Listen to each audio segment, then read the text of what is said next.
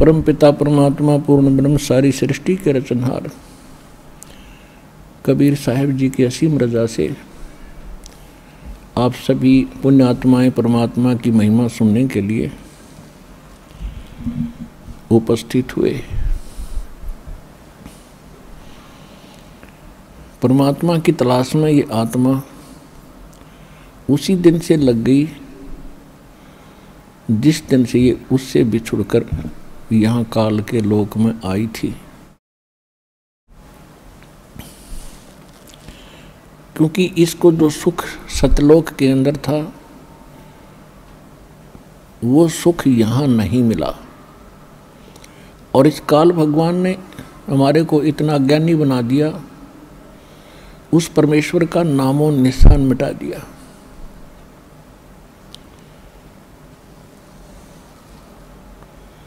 और अपनी काल की महिमा और अपने पुत्रों ब्रह्मा विष्णु महेश की महिमा या पूरे विश्व में फैला दी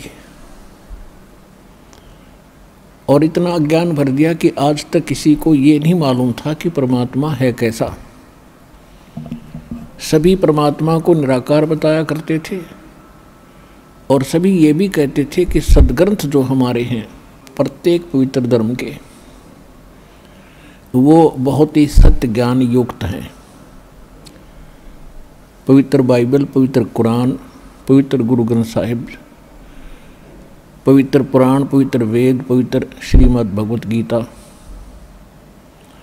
ये जितने भी सद्ग्रंथ थे ये सभी हमारे लिए मान्य हैं। और इनमें ये भी हमारा मानना है और हमें ये ज्ञान था कि इनके अंदर जो लिखा वो सत्य है। और फिर हम इससे हटकर जो ज्ञान सुन रखा था वो अज्ञान था कि ब्रह्मा विष्णु महेश ये अजर अमर हैं, इनका कोई माता पिता नहीं है, इनकी जन्म मृत्यु नहीं होती है, यही सबके सृजनहार हैं, सारी सृष्टि के रचनहार यही हैं और इन्हीं की भक्ति से जीव कल्याण होगा। ये हमने ज्ञान सुन रखा था। और दूसरा, प्रत्येक धर्म के प्रत्येक धर्मी ये कहा करते थे कि परमात्मा निराकार है, उसका कोई साकार बॉडी नहीं है, वो बॉडी लेस है। तो ये ज्ञान जो हम सुन रखा था ये उन्हीं सद्ग्रंथों की दुहाई दे करके, गवाही दे करके हमें बताया गया था। जिन सद्ग्रंथों को आज हम अपनी आँखों पढ़ रहे हैं, देख रहे हैं, जांच रहे हैं, उनमें क्या लिखा है? ब्रह्मा विष्णु महेश नाशवान हैं, इनकी जन्म मृत्यु होती है, ये सर्वेश्वर नहीं है, इनकी पूजा से मोक्ष नहीं हो सकता। और परमेश्वर ने स्वयं आकर के, कबीर परमेश्वर जी ने 600 वर्ष पहले कहा था, तीन देव की जो करते भक्ति, उनकी कदे ना होवे मुक्ति, गुण तीनों की भक्ति में ये भूल पड़ो संसार, कहें कबीर निज नाम बिना कैसे उतरो पार। और जिन महापुरुषों को परमात्मा मिले उनमें से कौन कौन है? आदरणीय धर्मदास साहिब जी बांधवगढ़ वाले, आदरणीय मलुकदास साहिब जी, आदरणीय दादू साहिब जी, आदरणीय नानक देव साहिब जी, आदरणीय गरीबदास साहिब जी गांव छुडानी जिला दद्दर हरियाणा वाले, आदरणीय घीसा दास साहिब जी गांव खेखड़ा और जिला बागपुर उत्तर प्रदेश वाले, आदरणीय स्वामी रामानंद जी काशी वाले। इन महापुरुषों को परमात्मा इस कलयुग के अंदर आकर सीधे मिले और इस दास को मिले। तो उन महापुरुषों को तो हम मानते ही हैं कि वो महापुरुष थे। उन्होंने जो कुछ भी अपनी अमृतवाणी में लिखा है वो सत्य है। तो उन्होंने जो परमेश्वर की जानकारी दी है वो, और हमारे सद्ग्रंथ क्या बताते हैं और वो, और परमेश्वर ने स्वयं आकर जो ज्ञान बताया, वो तीनों मिलकर जब हमें एक ही राय दे रहे हैं कि परमात्मा मनुष्य सदृश है, सशरीर है, उसका नाम कबीर है, तो वो सब सदग्रंथों में विद्यमान है, सब महापुरुष जिनको परमात्मा मिला उनके अमृत वाणी में विद्यमान है। और स्वयं परमेश्वर ने आके बताया, हम ही अलख अला हैं, कुतुब गोस और पीर, गरीबदास खालिक धनी, हमारा नाम कबीर। तो जो हम सुना करते वो लोक वेद था। लोक वेद मीन दंत कथा, यथार्थ ज्ञान ना होकर के एक परंपरागत सुना सुनाया ज्ञान आगे बढ़ रहा हो, उसको लोक वेद कहते हैं। और उसी के आधार से हम पूजाएं कर रहे थे, लोक वेद के आधार से। हम सदग्रंथों के आधार से भक्ति नहीं कर रहे थे, जिस कारण से आज मानव शरीर को इतनी हानि होगी कि हमारे पूर्वज प्रेत बन गए, उनके फिर पिंड भरवाए जाते हैं, श्राद्ध निकाले जाते हैं। हम यहाँ पिंड और श्राद्ध के काम लगे हैं, वो मनमाना कहीं पशु बनकर घूम रहे होंगे। तो ये जो सारा कारण रहा, आध्यात्मिक ज्ञान से अपरिचित जो व्यक्ति थे वो गुरु पद पर विराजमान हो गए। वो केवल एक भाषा जानते थे, संस्कृत,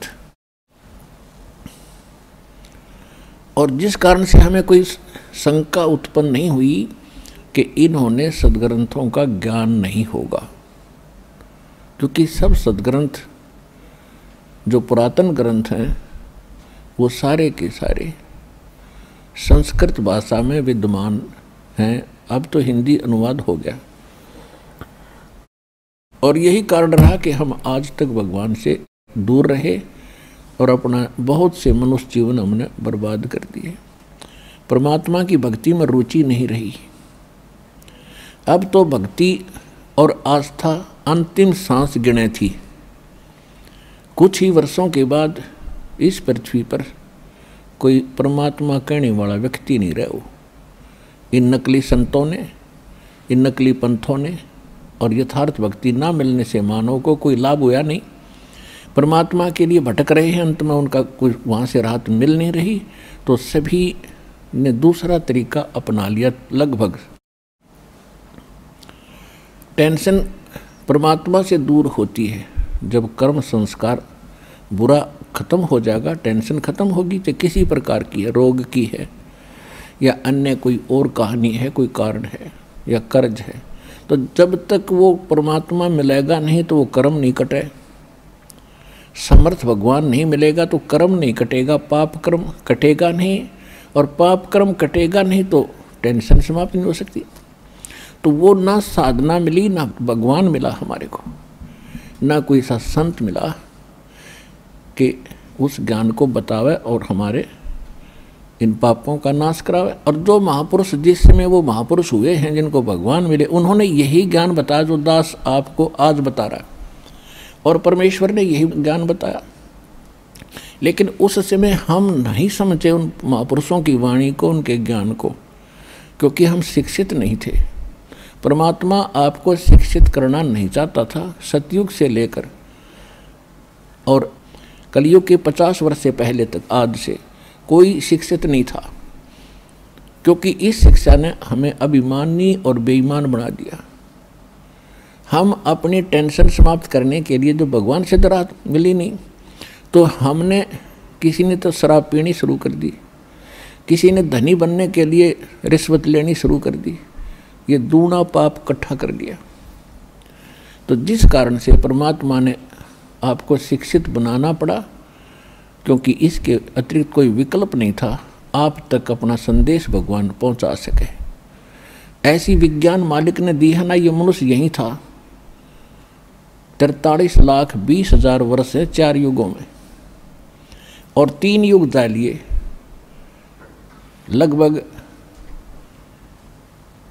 लगभग 40 लाख 39 लाख वर्ष जा चुके एक चतुर्युगी के। तो अभी तक हम शिक्षित नहीं हुए, क्योंकि परमात्मा नहीं बनाना चाहता था आपको बेईमान, अहंकारी, अभिमानी।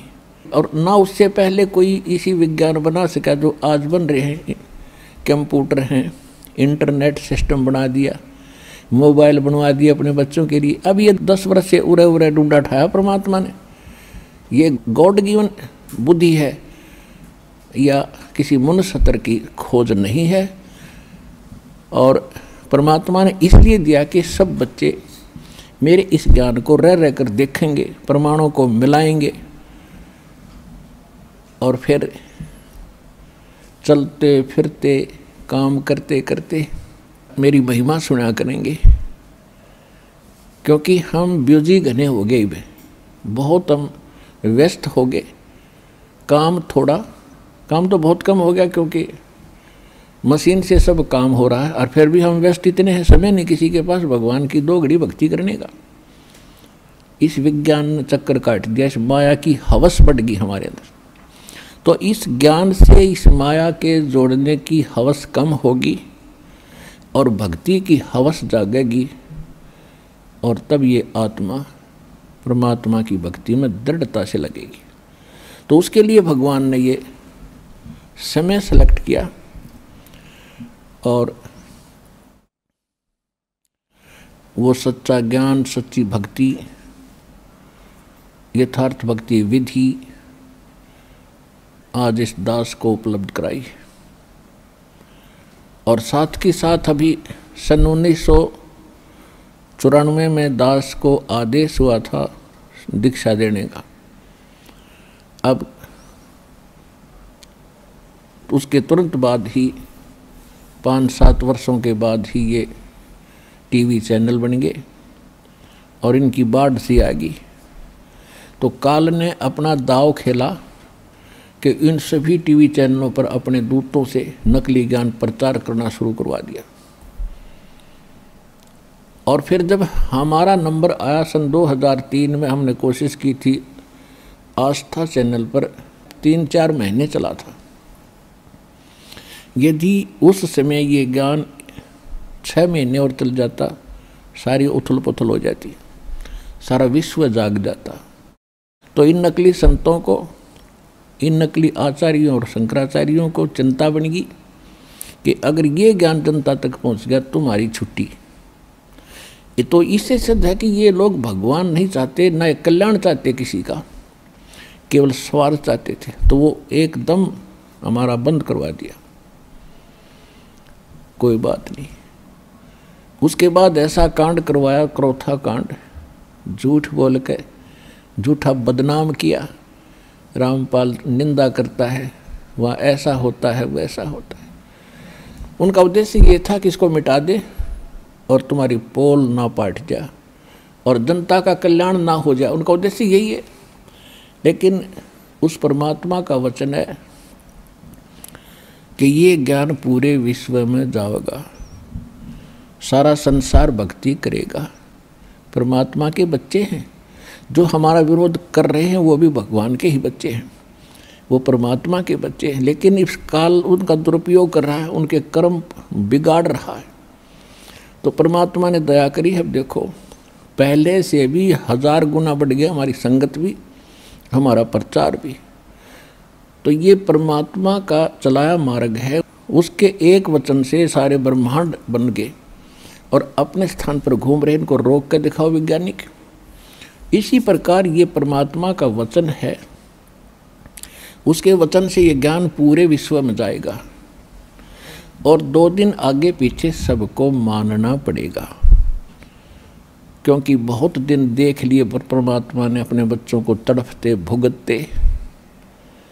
3 युग दे दिए काल को, और कितना संतोष किया मालिक ने। किसी का बालक दुखी हो, माता पिता को चैन नहीं होती। अब उनको मालूम था ये दुखी हैं। सतयुग त्रेता द्वापर में भी दुखी थे, लेकिन इतने नहीं थे जितने कलयुग में हो गए।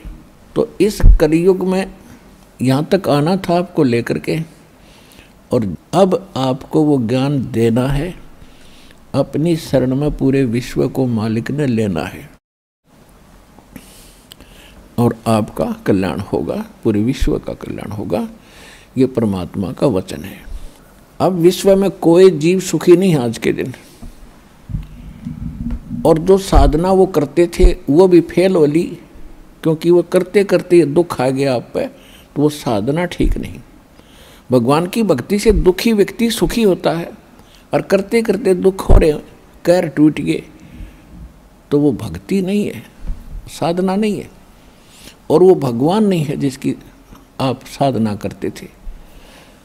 तो अब परमात्मा ने वो रजा बख्शी है कि यथार्थ ज्ञान इस दास को दिया है, और सन 1994 से लेकर आज तक लगभग 20 वर्ष हो गए हैं। तो यही ज्ञान प्रारंभ से दास कहता आ रहा है, और सन 2000 के बाद सदग्रंथों को देखा है दास ने 2001 में। तो उस समय सदग्रंथों में देखा तो जो ज्ञान पहले दास बताता आ रहा था और जो मंत्र नाम पहले से दे रहा था, वो इन सदग्रंथों में जो के तो मिले, तो और उमंग और खुशी का ठिकाना नहीं रहा कि परमात्मा इन सदग्रंथों से अगर आपका ज्ञान मेल खा गया तो आपके बच्चे आपको पहचान सकेंगे। अन्यथा यदि हम ज्ञान सुनाते रहेंगे कबीर साहिब की केवल वाणी लेकर के या इन महापुरुषों की वाणी लेकर के, ये भगत आपको दृढ़ता से नहीं मान पाओगे। फिर ऐसा ज्ञान दिखाया दाता ने, सारे वेद गवाह, सारे सदग्रंथ परमात्मा बता रहे हैं Kabir is God, Kabir is God. कौन कबीर? वो धाणक कबीर, दुल्हा कबीर, जो काशी के अंदर 120 वर्ष रहे, अपना ज्ञान प्रचार भी करते थे, सारे ब्रह्मांडों का संचालन उस झोंपड़ी में बैठकर करते थे और हमें ज्ञान भी देते थे। वो प्रत्येक युग में ऐसी लीला करते ही करते। तो अब परमात्मा ने इस काल से कहा था, प्रथम सतयुग के अंदर जब परमेश्वर ने देखा कि सब जीव दुखी हो गए, हाहाकार मचा है, हम जब से इसके काल के लोक में आए हैं, हम उस सुख को भूल नहीं पा रहे जो हम छोड़ कर आए थे, लेकिन हमें वो पता नहीं वो है कहाँ। इसने इतनी भूल डाल दी कि वो है कहाँ, वो सुख हम यही खोज रहे हैं, इस नमक की बोरी में, इस नमक की मंडी में हम बूरा का टेस्ट खोज रहे हैं। और बूरा और नमक की एक जैसी शक्ल होती है, देखने में एक जैसा होता है, लेकिन उसके टेस्ट में दिन और रात का अंतर होता है। तो ये काल भी भगवान है यहाँ का।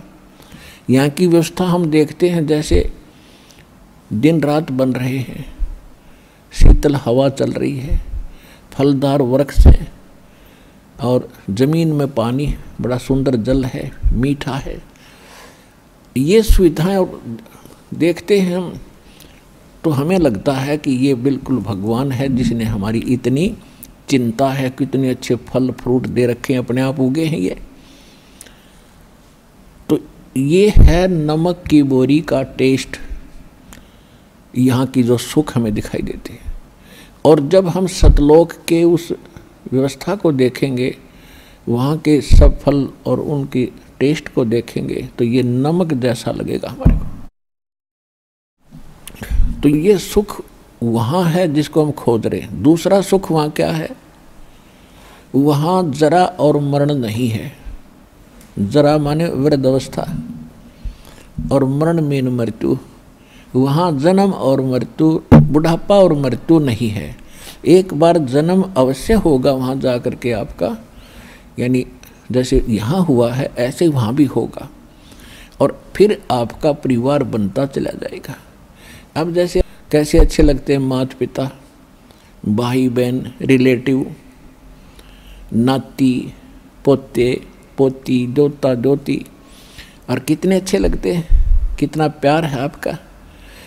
और फिर आप इनमें नहीं रह सकते, और ये भी कभी आपको छोड़ सकते हैं। काल का ना जाने कब किस पर अटैक हो जा, फिर हम रोते हैं, टक्कर मारते हैं। इतनी प्यारी वस्तु फिर दोबारा देखने को नहीं मिलती, और फिर उनको रोते रोते हम भी मर जाते हैं कभी। तो ये जो दुख है, ये आपको उसकी सतलोक के सुख को दृढ़ करेगा। और यहाँ से मन हटेगा। और इसका तरीका बताया है कि आप अपने सभी रिश्तेदारों को, और नहीं तो कम से कम अपने पूरे परिवार को परमात्मा की भक्ति में लगा दो। यहाँ तो एक बार सबने जाना है, ये तो अंडरस्टूड है, ये तो ना भी मानने वाली बात ना है कि हम नहीं मरेंगे। ये दूसरी बात है, भी नहीं मरेंगे पर कभी तो मरेंगे। तो ये स्थान अपना नहीं है। आज जिस संपत्ति को हम अपना मान रहे, हमारी मृत्यु होगी तो दोबारा उसमें हिस्सा हमारा नहीं है। ना जाने कौन से कंट्री में जाकर हमारा जन्म होगा। तो ये यहाँ की वस्तु अपनी कोई नहीं है, ये अस्थायी, ये आपका सटे है, अस्थायी निवास है।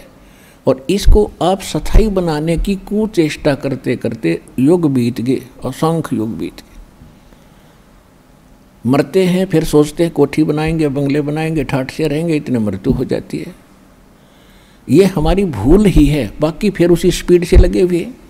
तो यहाँ से हटने के लिए इस ज्ञान को आश्रय बनाना पड़ेगा, अपने आधार बनाना पड़ेगा। और उसके बाद फिर इस भक्ति करो। जब तक आप रहोगे, भक्ति करोगे, तो आपके जो प्रिय सदस्य हैं परिवार के, उनकी भी सुरक्षा भगवान करेगा। जब तक यहाँ रहोगे तब तक दुख दूर हुआ। और जाओगे, जब आराम से जाओगे, भक्ति करने वाले की मृत्यु ऐसे होगी कि आपको पता भी नहीं लगेगा। ऐसे जाओगे पटदेसी, और आप बैठे पाओगे सतलोक में, परमात्मा के साथ घूम रहे होगे। एक भक्तिहीन प्राणी और दूसरी भक्ति करने वाला भुगत कर मरता है, तड़फ कर मरता है, या कोई अचानक हार्ट अटैक होकर मर जाता है तो शोक में नहीं है, उसके यम के दूत दिखाई देते हैं, वो एकदम फटते शरीर छोड़कर भाग जाता है और उसको हार्ट अटैक कह देता है। गति तो बंद होएगी जब जीव निकल गया उसके अंदर से, तो फिर उसकी दुर्गति और घनी होती है आगे चल के। लेकिन परमात्मा के भक्तों का वो संकट भी टलेगा, आपके बच्चे भी सुखी रहेंगे, आपका परिवार यहाँ भी पीड़ा से बचेगा। लेकिन भक्ति करनी पड़ेगी और मर्यादा में रहना पड़ेगा। फिर आप सतलोक जाओगे, सब बच्चे भक्ति करने वाले धीरे धीरे सारे वहीं, क्योंकि वो ज्ञान ऐसा घर कर जाएगा प्रत्येक प्राणी के, बच्चे के, प्रत्येक सदस्य के, कि यहाँ तो अपना है ही नहीं। और एक ध्यान रखे, कोई प्राणी मर रहा हो सदस्य घर का, यानी शरीर छोड़ रहा हो भक्त, उसको याद दिलावे कि यहाँ संसार की इस किसी भी वस्तु में आस्था मत रखिए, नहीं तो लटक जाएगा फिर वापस। गुरुजी ने जो ज्ञान बताया है वहाँ सतलोक है, वहाँ सुरती लगा, आप भी चलो और हम भी आ रहे हैं, फिर हम कौन से सदा रहेंगे। तो उस समय उसका यहाँ से मन हटावे। अब पहले क्या करते थे, जब वो मरने लगता उसे पूछते तुझे कौन याद आता है, वो कभी कहता मुझे फलाना पोता याद आता, उसके दर्शन करा दो फिर मरूंगा। वो पोता ने बुला लेते हैं, फिर वो मर जाता है। यानी वो आस्था फिर वहीं रहेगी, वापस वहीं आकर उस पोते का मनमाना भैंस बन कर खड़ा हो जा, या कुत्ता बन कर गली में आकर बैठ जाएगा उस पोते के, और पोता मारेगा सिर में लठ फिर। तो ये बात आपने याद रखनी पड़ेगी। ठीक है, जब तक आपका संस्कार है प्यार से रहो, और इनको भी भगवान के बच्चे जानकर उनकी सेवा करो, अच्छा मार्गदर्शन करो, प्यार से रखो, बुराइयों से बचाओ और भक्ति पर लगाओ। ये आपका परम कर्तव्य बनता है।